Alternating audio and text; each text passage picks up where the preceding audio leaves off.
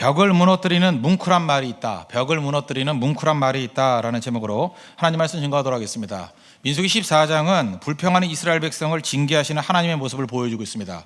크게 보면 두 파트입니다. 첫 번째는 여호수아와 갈렙과 또 20살 되지 않은 사람들 빼놓고는 가나안 땅에 들어가지 못하고 다 죽는다. 이게 첫 번째 징계고, 두 번째는 가지 말라고 했는데 이 백성들이 올라갑니다. 그래서 호르마에서 패배를 당하는 거, 이게 두 번째 징계.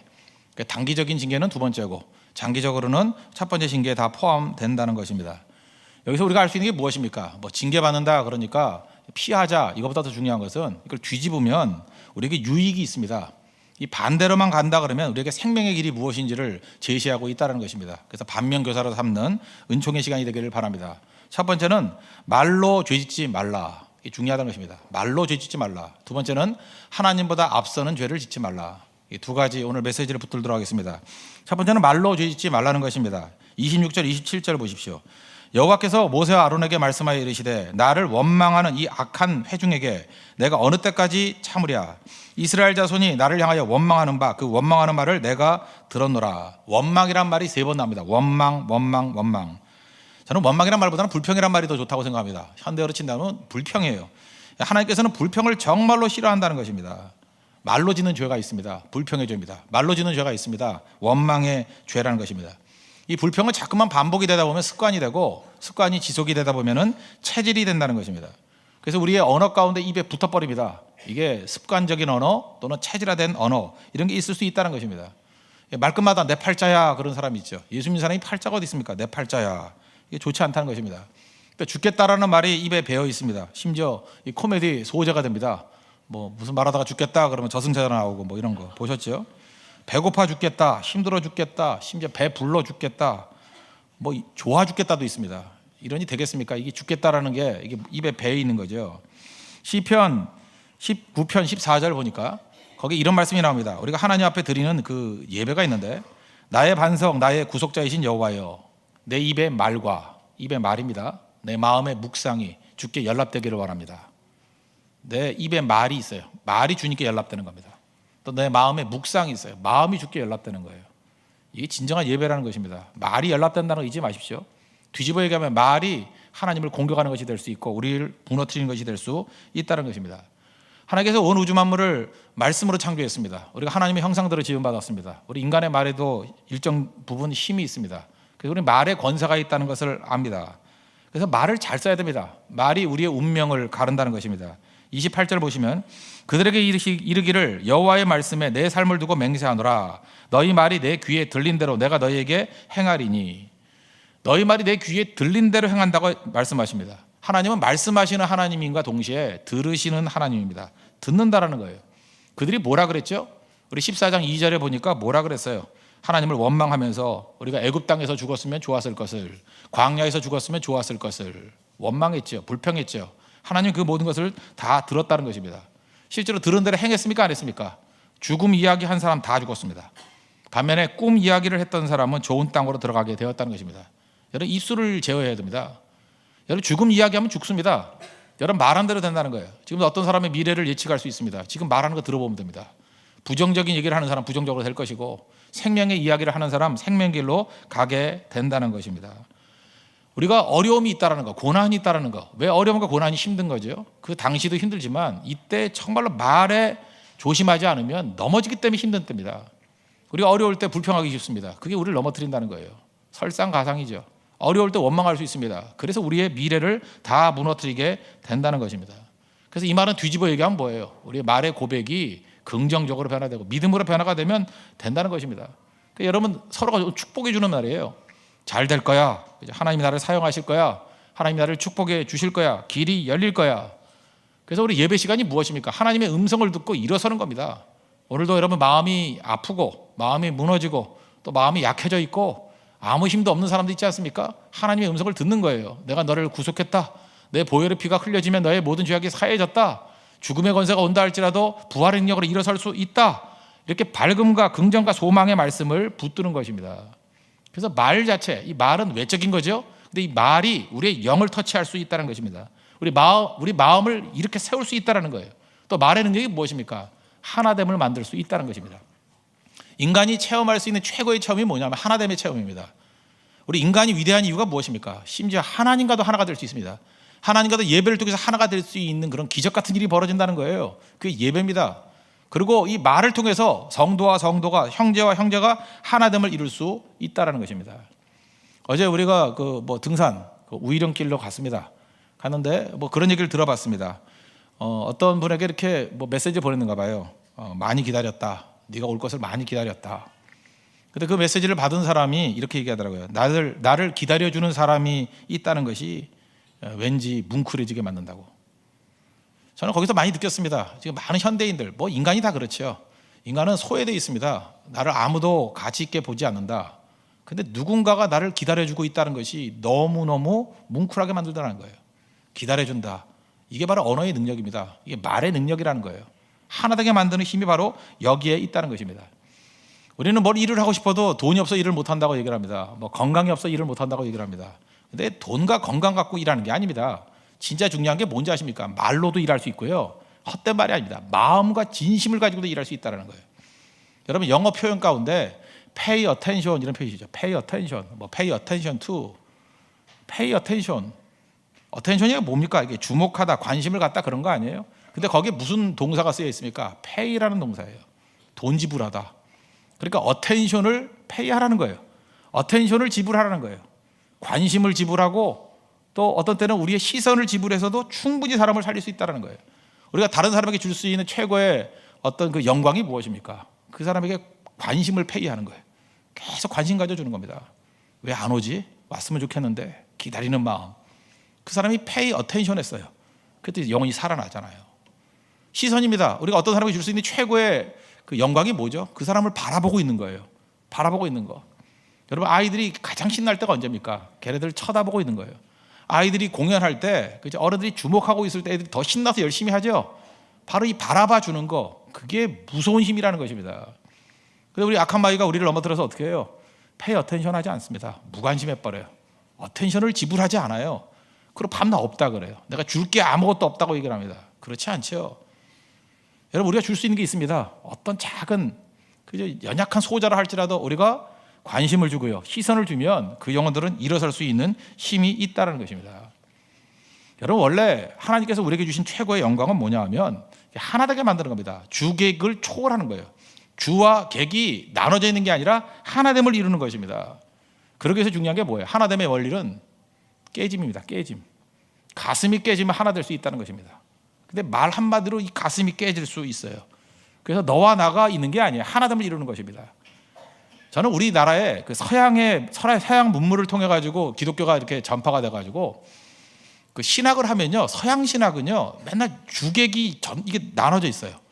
그래서 어떤 때는 이 쉬운 걸 성경을 이렇게 쭉 읽으면 해석이 되는데, 읽으면 해석이 될 걸 주석을 보면 더 어려울 때가 많아요. 뭘 이렇게 어렵게 해놨나?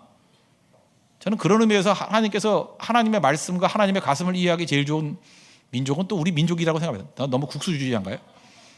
저는 우리 민족이 그런 강력한 힘이 있다고 생각을 합니다. 예를 들어서 언어적으로 서양 언어는 한계가 있어요.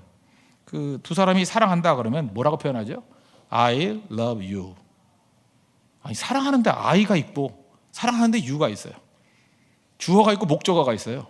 사랑하는데. 그러니까 항상 내가 시퍼렇게 살아 있어야 되고 네가 시퍼렇게 살아 있어야 돼요. 그리고 love로 연결돼 있다, 이런 거예요. 우리 말에는 주어도 없고 목적어도 없어요. 주객이 없어요. 그냥 사랑해요. 몰라요 그거? 우리가 어떤 사람 볼 때 그냥 사랑해 그래요. 우린 그 인토네이션을 알죠? 사랑해. 뉘앙스를 알죠? 사랑해. 그럼 내가 사랑하는 거예요. 사랑해? 묻는 거죠. 너 사랑해? 사랑해. 그럼 같이 사랑하는 거예요. 서양 사람이 이해돼요? 사랑해. 사랑해? 사랑해.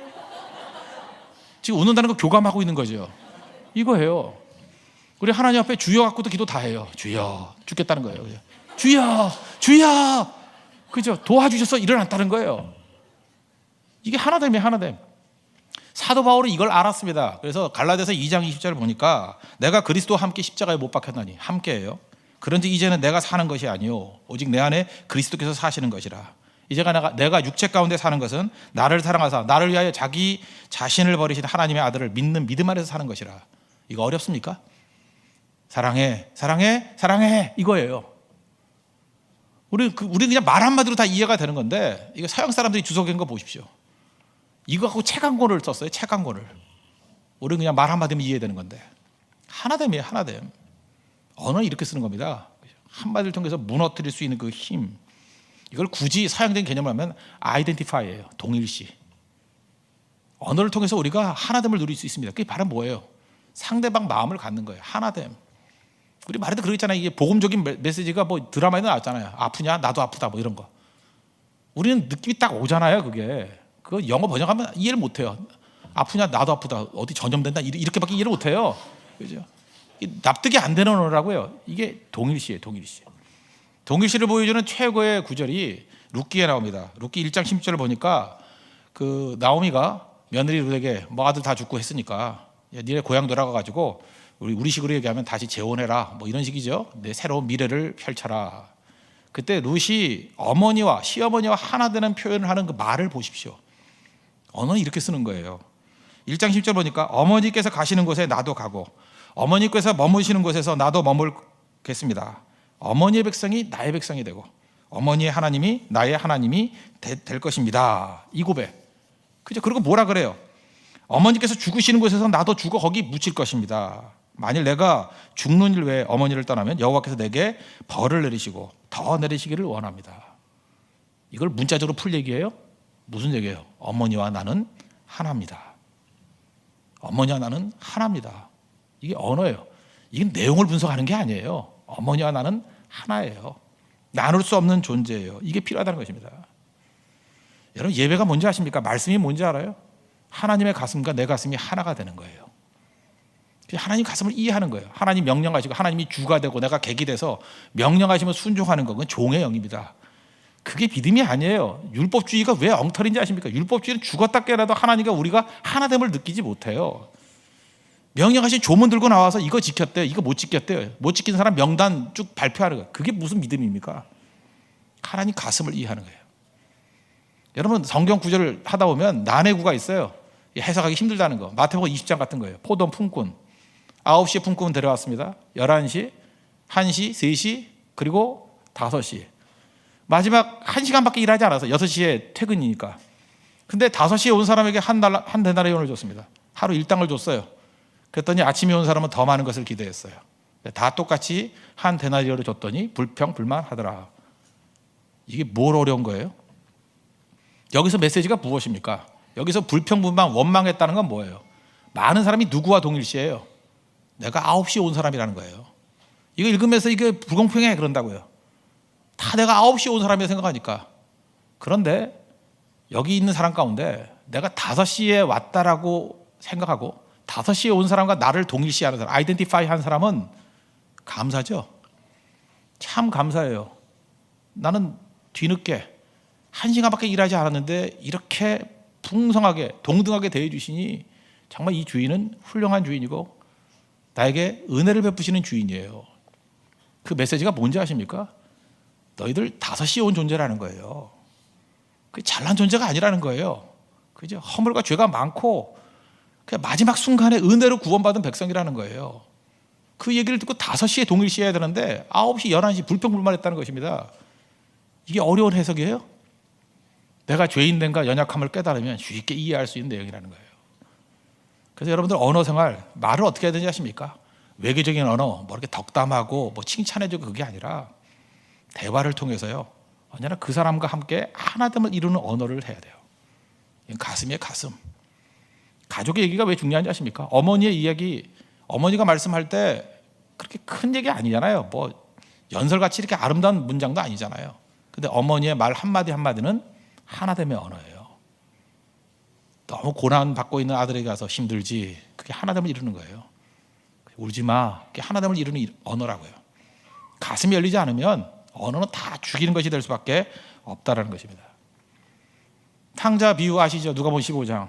거기에 아들이 옵니다. 누가 먼저 봐요? 아버지가 먼저 보고 달려가서 앉더라. 그 행동이 중요한 게 아닙니다. 아버지는 pay attention, 시선을 지불했고 관심을 지불했고 품어주잖아요. 그 다음에 송아지 잡는 건 이건 스토리도 아니에요. 근데 집안에 있는 형은 송아지 잡는 얘기만 관심 갖잖아요. 아버지 마음을 알아요, 몰라요? 모르죠. 누가복음 19장 삭개오가 나옵니다. 삭개오가 돌 감람나무에 올라가 있었습니다. 내려와라. 너네 집 가서 내가 식사 같이 할게. 무슨 얘기예요? Pay attention. 시선을 지불했어요. 그리고 관심을 지불했어요. 변화되잖아요. 삭개오가 완전히 변화되지 않습니까? 이게 복음이라는 것입니다. 그래서 우리가 뭘 했니 안 했니 그게 중요한 게 아니고 하나님 앞에서 이 가슴이 깨지는 체험을 해야 돼요. 가슴이 깨지지 않으면 도저히 복음을 이해할 수도 없고 가슴이 깨지지 않고는 절대로 살리는 말을 할 수도 없다라는 것입니다. 즉 이스라엘 백성도 이 말의 위대한 능력 다 잊어버리고 하나님과 우리 자신이 분리가 돼 있고 받는 것에만 관심을 가지니까 원망하고 불평하는 죄를 짓더라는 것입니다. 여러분 말이 바뀌기 이전에 가슴이 깨져야 됩니다. 가슴이 깨지면 말은 변화되게 돼 있어요. 하나님 앞에서 원망과 불평이 아니라 깨진 가슴에 하나됨의 언어를 쓸 수 있는 하나님의 거룩한 종 되기를 축원합니다. 두 번째 내용은 하나님보다 앞서는 죄를 짓지 말라는 것입니다. 이제 그 10명의 족장들 죽고요. 갑자기 두려움이 엄습했어요. 39절 40절 보십시오. 모세가 이 말로 이스라엘 모든 자손에게 알림해 백성이 크게 슬퍼하여 아침에 일찍 일어나 산꼭대기로 올라가며 이르되 보소서 우리가 여기 있나이다. 우리가 여호와께서 허락하신 곳으로 올라가리니 우리가 범죄하였음이니이다. 10명의 그 대표들이 죽으니까 두려움이 엄습해서 그러면 가만히 있어야 되는데 뭔가를 해야 되겠다라고 생각했다는 거예요. 여러분도 마찬가지입니다. 두려움이 엄습하면 그냥 가만히 있어야 됩니다. 하나님 내가 뭘 해야 됩니까? 그런데 가랄 때는 안 가더니만 하나님께서 말씀도 안 하시는데 자기들이 올라가겠다고 얘기를 합니다. 이들을 보면서 느끼는 게 뭐예요? 뒷북의 원조들이에요. 신앙생활 때 뒷북치기 시작하면 이렇게 된다는 것입니다. 영성의 핵심이 뭔지 아십니까? 타이밍이에요. 언제 하느냐가 중요한 게 아니라 타이밍이라는 거예요. 인생이 음악과 같습니다. 인생이 음악과 같아서 저는 그래 음정 불안한 것도 참 힘들지만 이 박자의 불안함 이건 정말 문제가 있어요. 들어갈 때 들어가야 되고 나올 때 나와야 되는데 그게 안 되는 거예요. 박자치 이 진짜 문제거든요. 하나님이 노 하는 것을 예스로 받아들이는 거 그게 믿음이라는 거예요. 하나님이 가라 그랬죠. 그때 즉각 가야 되고요. 하나님 멈추라 그러면 즉각 멈춰야 됩니다. 주님 말씀하시면 내가 나아가리라. 주님 뜻이 아니면 내가 멈춰서리라. 이 타이밍 이스라엘 백성은 이게 없잖아요. 그러니까 무너지게 되더라는 것입니다. 다윗의 위대성 어디에 있습니까? 그가 전쟁에 승리했다. 영토를 확장했다. 사회 시스템을 완비했다. 그거 아니라 그랬죠. 그것도 훌륭한 일이지만 제일 큰 위대함은 성전을 지을 능력이 있음에도 불구하고 하나님이 짓지 마. 그랬더니 멈췄잖아요. 이게 다윗의 영성이라는 것입니다. 하나님이 올라가라. 그때 올라가야 됩니다. 근데 그걸 놓쳤죠. 머무르라. 그럴 때 머무르는 게 중요하다는 거예요. 근데 이스라엘 백성들이 징계를 받았습니다. 이제 오기가 발동했던 것 같아요. 그러니까 무모하게 올라가 버립니다. 이 무모함이 어디서 나오는지 아십니까? 다 자기 중심성에서 나와요. 자기의. 그래서 자기의가 강한 사람은요 어떤 일을 맡기는 게 참 힘들어집니다. 왜냐? 가랄 때도 잘 안 가고요. 자기가 판단해버리고 또 어떤 때는 가만히 있어야 될 때 막 나서요. 그래서 이렇게 컨트롤하기가 참 힘든 거예요. 그죠? 나설 때와 물러설 때를 모르는 거예요. 오늘 이 본문 내용과 병행 구절이 신명기 1장에 나오거든요. 신명기 1장에 41절부터 쭉 나오는데 41절 한 절만 읽어드리면 우리가 올라가서 싸우리이다 그랬단 말이에요. 하고 너희가 각각 자기 무기를 가지고 경솔히 산지로 올라가매 거기서 패했다는 거예요. 성경 뭐라고 얘기해요? 경솔하게 자기 무기를 들고 자기 무기 버려야 됩니다. 우리가 내 무기 갖고 승리하는 게 아니잖아요. 자기 무기를 버려야 하나님이 나의 칼이 되어 주십니다.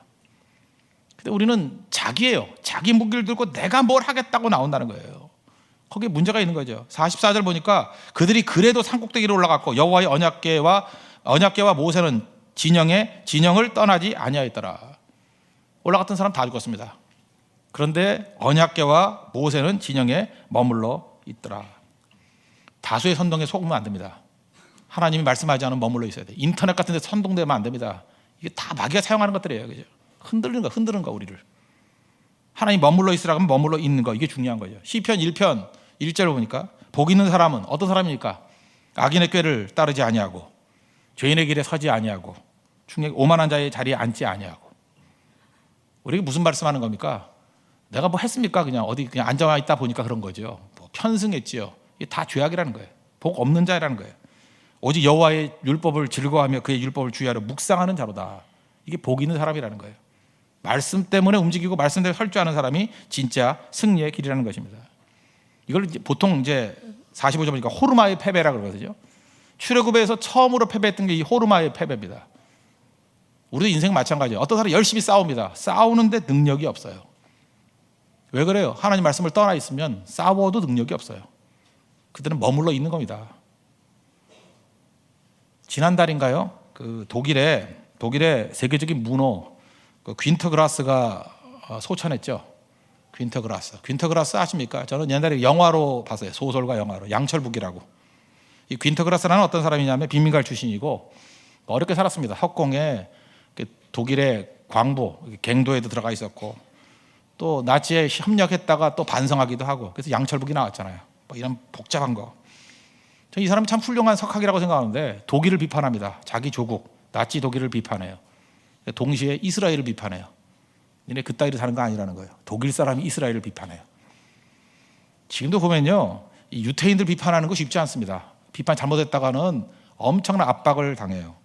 예를 하나 들어보면 이 유태인들의 이 정보망이 얼마나 짝깔려 있냐면 지금 제가 이 말하는 것도 굉장히 위험할 수 있는데 우리 그 만화 그리는 분 중에 교수님 가운데 이원복 교수라고 있죠. 먼 나라 이웃 나라 시리즈를 쭉 했습니다. 거기서 이스라엘 설명하고 독일 설명하는 거에 조금 그 이스라엘의 좀 그 보복이 너무 심하다 이런 식의 표현을 썼어요. 곧장 연락 왔어요. 편지. 정중한 건데 내용은 협박이에요. 너 죽을래요.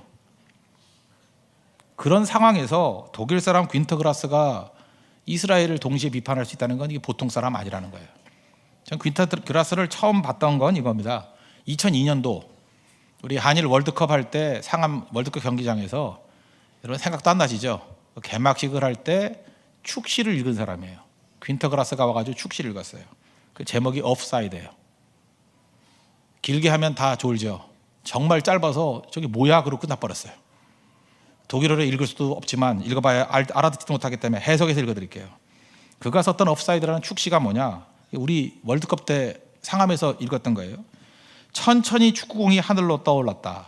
공이 올랐다는 거예요. 그때 사람들은 꽉 찬 관중석을 보았다. 사람을 보고 공을 보고. 고독한 시인은 자기 자신일 수도 있고 어떤 그 의식을 가진 어떤 한 철학자일 수도 있어요. 골대 앞에 서 있었고 그러나 심판은 호각을 불었다. 업사이드. 끝이에요. 업사이드가 뭡니까? 축구 좀 아시는 분은 알겠시겠죠. 최전방에 서 있는 사람이 수비보다 앞에 있을 때, 공 받을 때 업사이드라 그러죠. 그럼 업사이드를 안 당하려고 그러면 어떻게 하면 되죠? 수비수보다 한참 뒤에 있으면 돼요. 그럼 기회가 와요, 안 와요? 안 오죠. 그러니까 공격수의 탁월함은 어디에 있냐면 항상 최전방은 나가야 돼요. 나가야 되지만 업사이드를 조심하면서 수비수보다 전에 있을 때 출발해서 공 찬 순간에 들어가야 돼요. 만약에 현대 축구에 업사이드가 없다 그러면 어떤 일이 벌어지느냐? 축구가 재미가 없을 거예요. 왜냐하면 한 사람 내지 두 사람은 맨날 골대 앞에 있을 거예요. 움직이지도 않고. 그러면 전술도 없고 아무것도 없어요. 그냥 뻥축구예요. 그냥 아무나 뻥 차면 받아가지고 넣고 뻥 차면. 그러니까 두 사람이 머물러 있으면 또 수비수도 머물러 있어야 될 거 아니에요. 그래서 골대 주변에만 사람이 바글바글 있을 거예요. 이쪽에 바글바글, 이쪽에 바글바글. 가운데 텅 비어 있다가 그죠? 중간쯤에 몰고 와가지고 뻥 패스하면 거기서 뭐 넣고 안 넣고. 그러니까 업사이드가 없으면 좋다라고 얘기할지 모르지만 그건 축구가 아닌 거예요. 동네 축구 하는 거 보세요. 우르르 몰려다니는 이유가 업사이드가 없기 때문에 그래요. 딱 동네 축구가요. 이게 막 몰려다닌다고요. 그리고 혼자 있다가 받아가지고 골이 넣고 몇 골 넣었다 그러는데 그건 골도 아니죠. 업사이드는 제가 볼 때 영적인 의미가 있다고 생각합니다. 맨 앞에 설 줄 아는 능력이 있어야 돼요. 업사이드는 누가 당하느냐? 공격수가 당하는 겁니다. 유다 지파 같이 주님 말씀하실 때 주님 말씀하시면 내가 나아갑니다. 선봉에 서겠습니다. 그런 사람이 선봉이에요. 그런데 선봉에 선다고 무조건 선봉에 드는 게 아니고 내 뜻으로 너무 앞서 나가면 업사이드예요. 주님 말씀하시는 그 타이밍에 정확하게 앞서 나가야 업사이드를 깨면서 승리할 수 있다는 거예요. 이 퀸터그라스요, 이 짧은 시지만 어마어마한 메시지가 이 속에 숨겨져 있다는 것입니다. 그 안에 뭐예요? 우리 인생이 뭐예요? 하나님의 음성을 듣고 나아가는 그런 인생 되라.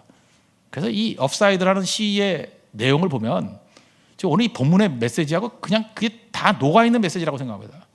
우리가 해야 될 일이 뭐냐? 하나님께서 우리에게 평상시에 명령 주시고 은혜를 주시면 누려야 되는 거예요. 누가 누릴 수 있습니까? 하나님 말씀 앞에 순종하는 사람은 인생을 누립니다. 어렵게 안 살아요. 말레이시아 선교 가자 그러면 가고요. 고성 가자 그러면 고성 가고, 예배 나오라면 예배 나오고, 하나님이 주신 기회를 다 누려요. 그 안 되는 인생은 차례 끝나고 난 다음에 뭐 차례기도 없어요. 그리고 토요일 날 나가지고 얼쩡거리고 그러죠. 토요일에 새벽에 나가서 새벽기도 없다고 투정 부리는 사람이 있어요.